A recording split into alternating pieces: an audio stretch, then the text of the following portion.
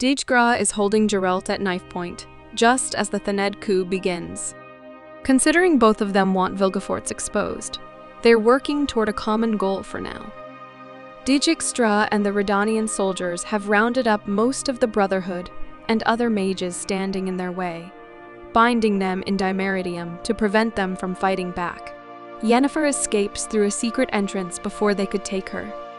Vilgefortz and Artorias are among the captured mages, while Sabrina stands with Philippa and Dijkstra.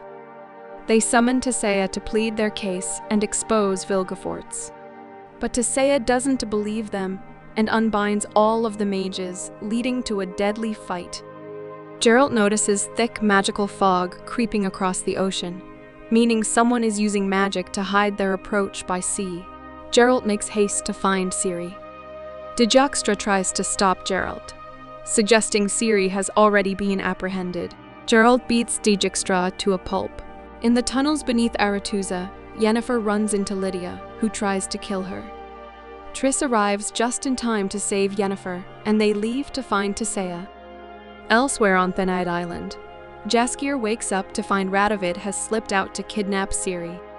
However, Ciri fled the cabin earlier after a disturbing dream showing both Geralt and Yennefer dead. Ciri and Yennefer reunite outside the walls of Aretuza. Rience catches up with them, trapping Ciri in a circle of fire. In a nifty trick, Yennefer tosses Geralt her sword so he can decapitate the fire mage.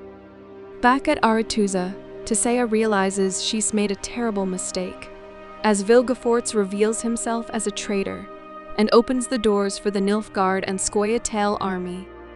A vicious battle ensues between the defending mages and the Scoia'tael, who use Dimeridium-tipped arrows to kill mages. Tissaia launches a deadly spell at Francesca, but Filavendrel jumps between them and gets blown to pieces. Francesca is vulnerable to an attack from Artorias, but Fringilla intervenes, murdering her uncle.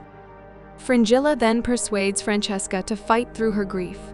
So Francesca channels her magic, locks all the doors, sets the giant floating ring above Aretuza on fire, and drops it down on all the mages.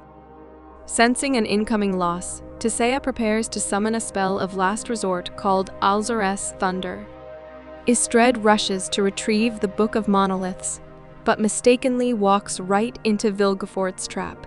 Tissaia summons Alzar's Thunder, turning the Tower of Tor Lara into a massive lightning rod to rain down electricity on everyone below. Yennefer realizes what Tissaia is doing when she sees the darkening storm cloud above Aretuza. Ciri convinces her to go to Tissaia before it's too late. Yennefer arrives at Aretuza just in time to face off against Francesca. However, before she has to do anything, Stregobor shows up, and he's tapped into forbidden fire magic. Unable to move due to the injuries, Dijkstra is taunted by another Brotherhood member, Artaud. Philippa makes quick work of the mage in her owl form before escorting Dijkstra out of Aretuza. Ciri and Geralt come face to face with Cahir, and Ciri immediately attacks him, but Cahir surrenders to her. Before Ciri can decide his fate, some elves arrive for her.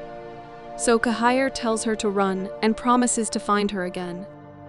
Vilgefortz finds Geralt and gives him a brutal beatdown, breaking Geralt's back and countless other bones.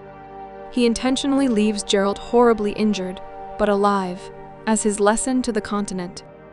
While trying to outrun the mage, Ciri accesses a portal within the tower, but has no control over it.